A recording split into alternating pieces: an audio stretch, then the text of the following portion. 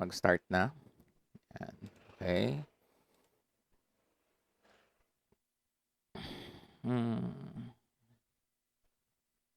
Screen 1. Ayusin ko lang kayo dito sa kabilang. Ba't ganun? Hindi kayo makita ng ayos sa screen 2. Okay, sige, no matter. Okay, so upon starting, so for today you are going to learn blending options or layer styles.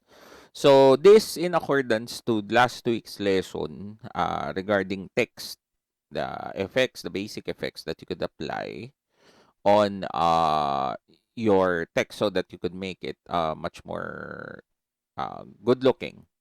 Okay, so first things first, let's set some text. So around, tingnan natin kung malaki na ba yung 50. Okay, so I'll be loading the text. Tagal ngayon ah.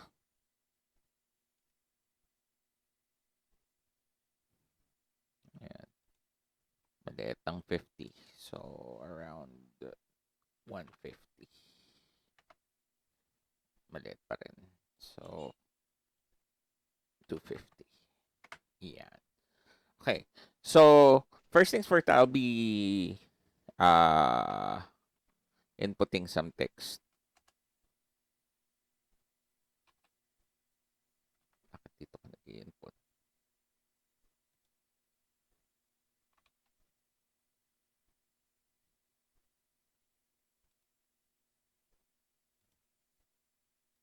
Dalawa na agad.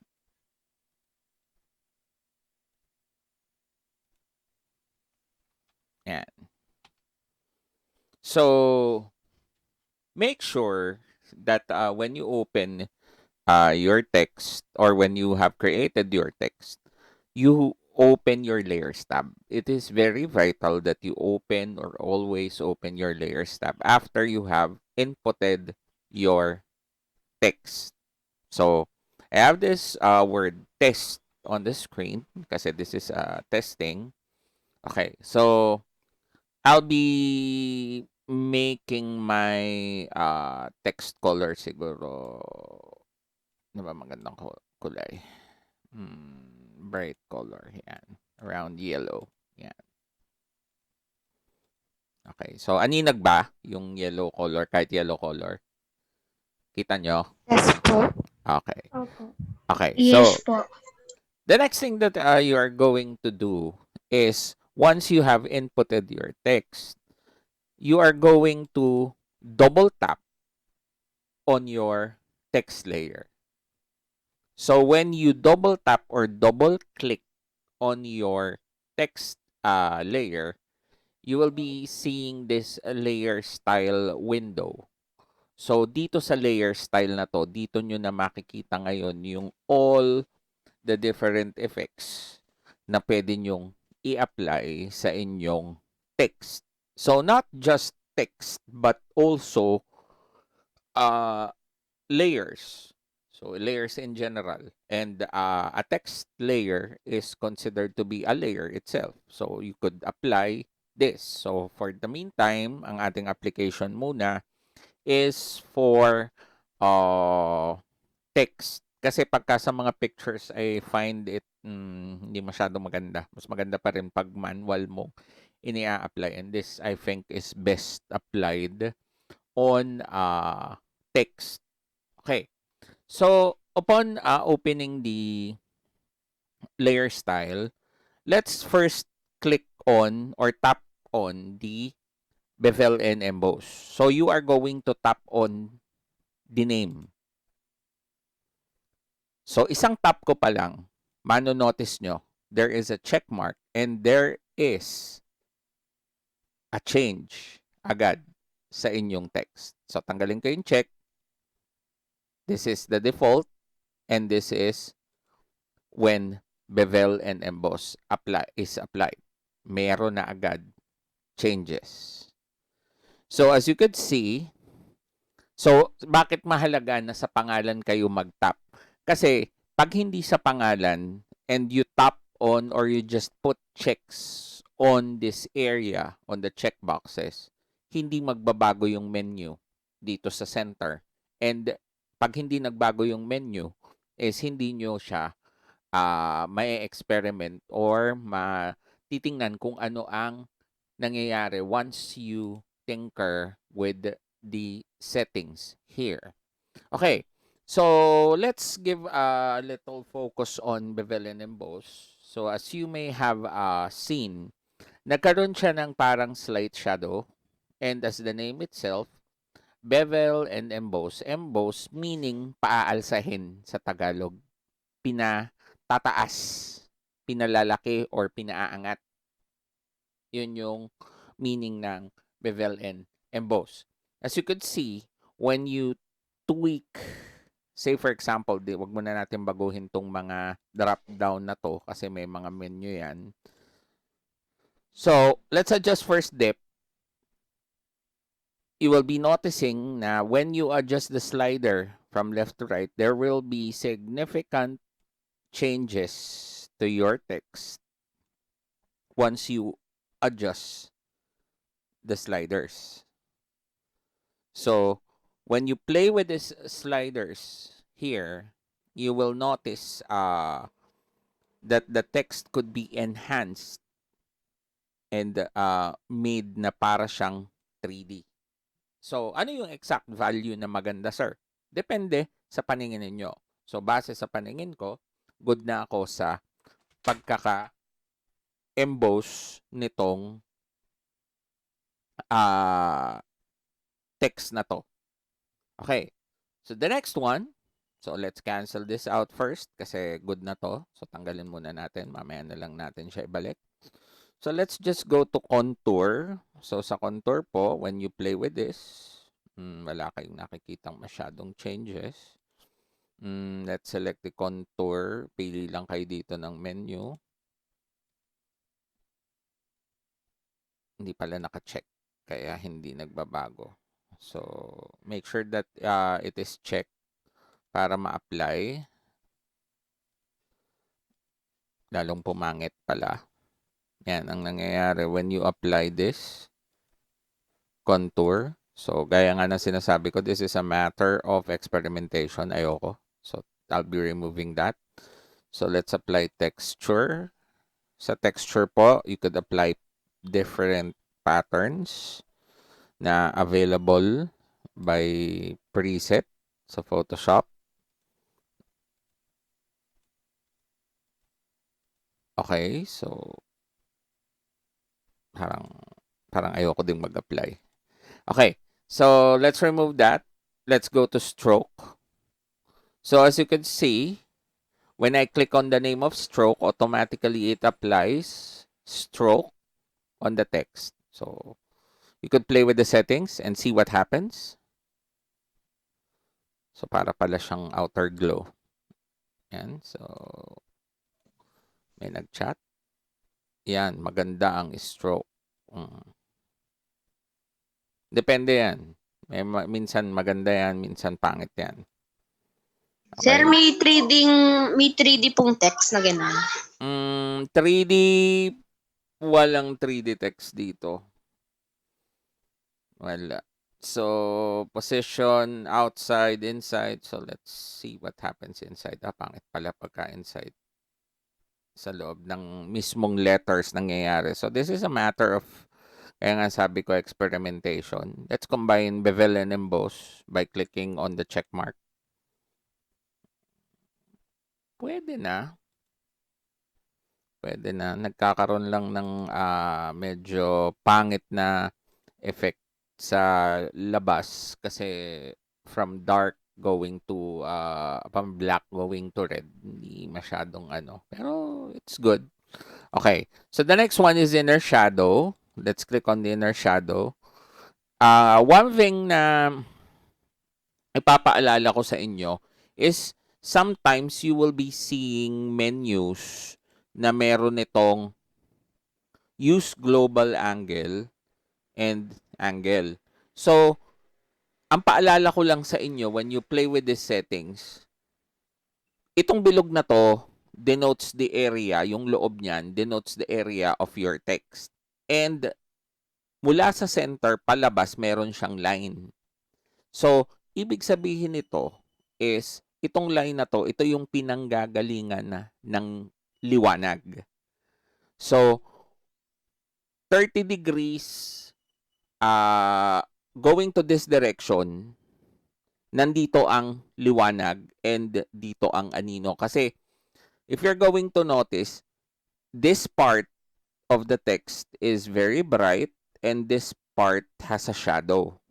So, you will be encountering na yung anino is laging nasa opposite side ng light.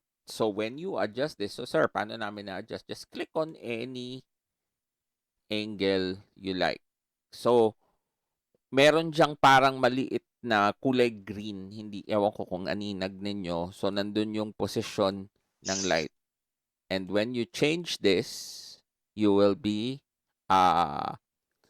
changing the position of the light, and also opposite that angle is the shadow. Okay, so mamaya mas maintindihan nyo pa when we go to this drop shadow. So let's go to inner shadow.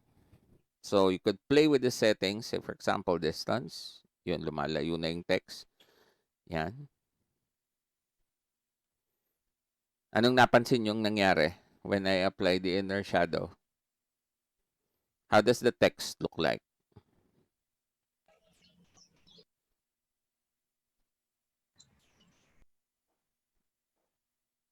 Meron ba kayong napansin? Parang nalayo po. Parang lumalayo. Lumalalim po. Ayun, yun ang tamang description. Malalim. Para siyang, ang nagkaroon ng effect niya is lumalim, lumubog yung text. So let's try combining bevel and emboss with this inner shadow. Pangit. Hindi siya maganda. With stroke, hindi din masyado akong nagagandahan. So not all effects, a healthy reminder sa inyo, not all effects ay need i-apply. May mga effects na magandang magka-combine, may mga effects na hindi magandang i-combine. Kasi pagdami, minsan paggulo. Minsan konti lang. So usually, ang tip ko dyan sa mga babagong nag-start nito is 2 to 3 hanggang 4 max effects lang yung inilalagay sa text.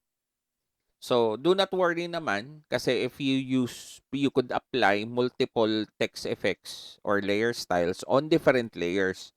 So, kung ang poem nyo is involving, say for example, 3 or 4 text layers, you could apply layer styles on each one. Pwedeng different. Kung isa lang naman, di lahatan yun maa-applyan ng text effect. So, the next one, so kayo na yung mag-test nung mga nangyayari when you adjust them. So, at least may idea kayo on what happens. So, yan, ito lumubog na ng sobra. Nadadaya siya na parang nakalubog. Okay, so let's go to inner glow. So, usually, pag wala yung effect na nakikita, pag upon clicking on the layer style, you go to blend mode. So, may mga options dyan na merong nakalagay dyan na blend mode. So, when you encounter the word blend mode, usually, ang gagawin nyo dyan is set it to normal. Huwag kakalimutan yon. Pag makikita nyo yung unang-unang option na nakalagay ay blend mode sa gitna na menu is set it to normal. So, let's test kung may pagbabago to. Wait. Alam ko na. Because yellow din yung text natin. So, inner glow. Let's adjust some spread. Ayun. Para din siyang the same din siya nung stroke kanina. And it's the same. Walang nagbabago. When we adjust settings here. Ayan, when we adjust the noise, you could see na yan, when I'm just playing around with the settings. Tinitingnan ko lang kung ano yung nangyayari. So there kaya nga sabi ko sa inyo there is no definite uh value na pwede kang i-apply. Okay, so that's what happens when you apply the inner glow. So let's see the satin. Set it to normal. Let's test the opacity. Medyo pangit. Distance. Yan, if you could see the distance, parang merong in actuality there are two ticks sa loob ng anong tawag dito ng inyong text. Naka-raise hand, Jared. Yes po. Sir, di pong gawin 3D. Hindi po gawin gawin. Jared, may question ka?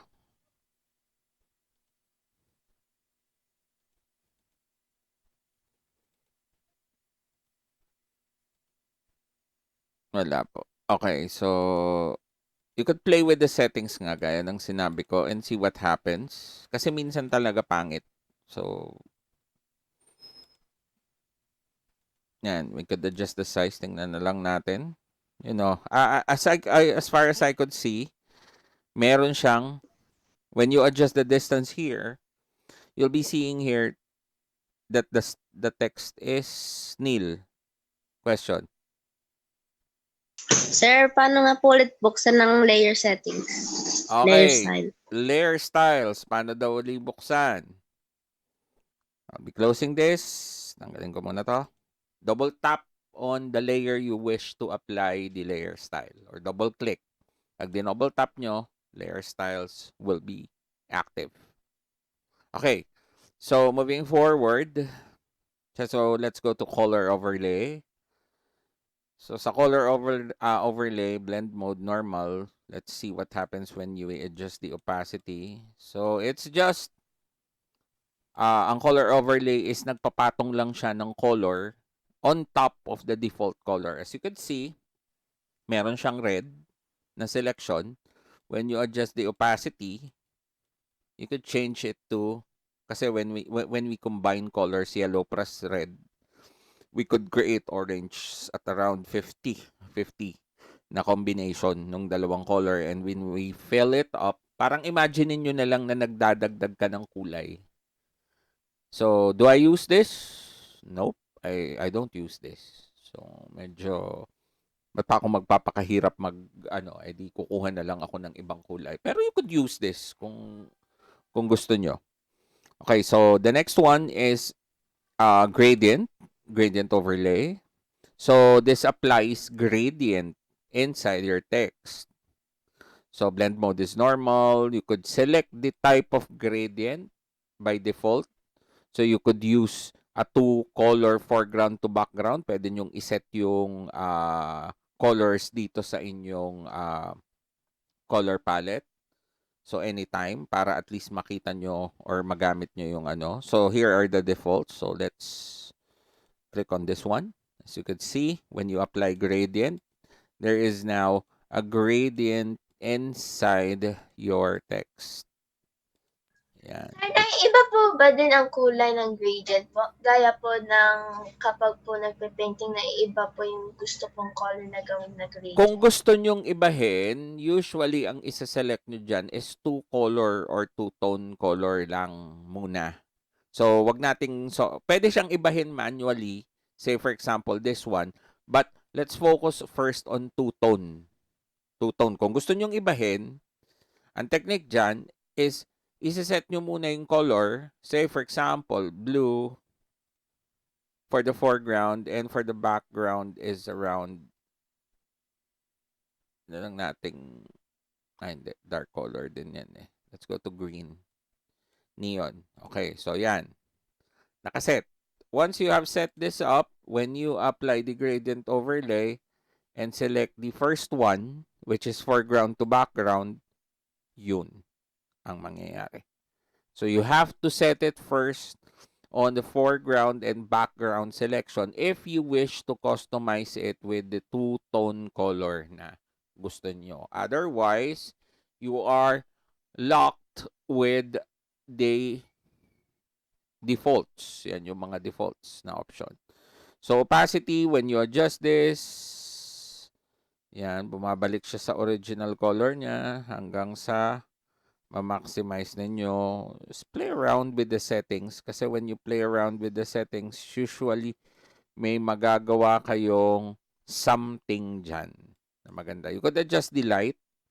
Yan, nagbabago yung angulo ng gradient. So, let's select pala a counter color para mas kita. Yan. So, when we set the light at a different angle, yun, makikita nyo. Click inside the circle, magbabago yan. Okay, so that is gradient overlay. How about pattern overlay? So, pattern overlay, so you're going to select a pattern here. Usually, hindi ako nagamit nito kasi I find it ugly. So, yan yung mga scale. Parang naglalagay kayo, parang ang text nyo dyan butas. Butas tong area. Tapos dun sa likod, merong pattern ang nangyayari. So, you add different patterns na merong default dito para makita yung pattern sa loob ng inyong text. Do I use this? No. Don't use this. Outer glow is the same as set the blend mode to normal. Select a different color kasi hindi kita mag-glow yan. So, let's select a blue one. So, anong katulad kanina? Nung outer glow?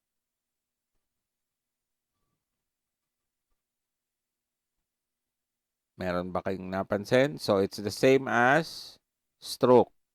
Parang nagkakaroon din lang siya ng line sa labas. So, when we adjust the spread, notice nyo, yun. Diba? When you adjust the size, yun. Hanggang mag-blot. Yeah. Do I use this? Sometimes. Kasi sometimes I want the text to have this certain glow effect. Yan, we adjust the noise. Yun yung nangyayari. Para nagkakaroon siya ng granulation. Sir, could Parang we... pong glitter. Parang Yes, pong glitter, para sir. puro siyang glitters. You could use the foreground and background. Nangyayari. Na gradient. It's ugly. Para sa akin, it's ugly. Bababaan natin ang spread. Pag binabaan nyo is yan. Diba? So, I think that's good. Para kayong nagko-combine ng colors with just one effect lang. Okay, so let's go this. This is my favorite, drop shadow. So, this, when you applied, set the blend mode to normal again. So, when applied, creates a shadow of your text. Kung kanina parang nakalubog dun sa isang effect na ginamit natin. So, dito, when you adjust, una pa lang, distance. Wala pa kayong gagalawing iba, but distance. When you adjust this, there is now a shadow. Combined with the angle, mababago nyo kung nasaan yung anino nito. Kasi 'di ba sabi ko sa inyo kung saan nakaturo ito, nandun yung liwanag. And opposite it is the shadow. Usually, I just make this to around here para at least or siguro dito sa opposite angle niya. Yan. Then I usually apply other effects. Tingnan natin yung spread. Okay, so yan yung spread when adjust. Say for example, these eyes, yun, nangyayari. Medyo nagdi-dissolve siya. Kasi minsan ang shadow is better off na, anong tawag dito? Hindi masyadong aninag kasi anino nga siya. So, combining it, so let's add bevel and emboss, some outer glow. Yan. You have created a different text, a more dynamic text. So, I have applied 3 effects. Sir, paano po pag gusto namin apply lahat? Sige, apply natin dun sa mga kanina na inilagay natin. Yan na. Yan na.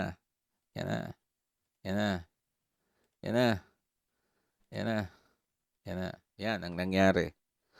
So, medyo nag-iba, naging team, and hindi na nyo na makita yung effects. So, it is not advisable to really apply lots of effects. 2 or 3, oh yan. I find this medyo good. Ganda sa mata. Diba? So, this is around 5. Tanggalin natin. Oh, pwede palang 4. Tanggalin natin sa outer glow. Oh, pwede na rin. Kahit 3 lang. Bevel emboss, drop shadow, gradient overlay. Pwede din. So let's this is just mix matching, you know. Stroke and outer glow halos parehas lang din sila. Mas malinis lang si stroke. Mas matingkad yung pagkakaline sa edge. Samantalang si outer glow is medyo soft yung edges. And si outer glow is pwede nyo siyang adjustin. Depende sa gusto ninyo. Marami din namang options. So, in the bottom line, sir, ano po ba ang magandang gamitin namin? Depende sa inyo. Basta make sure you follow the number 1 rule when applying effects to text. Ano po yon? Always consider na yung text nyo must be readable. Number 1 yon. Yun ang wag matuwa ng sobra sa paglalagay ng effect kasi tingnan nyo kung ang text nyo ay readable. Pag hindi ko kasi nababasa na yung mga nakasulat is hindi na maganda yon.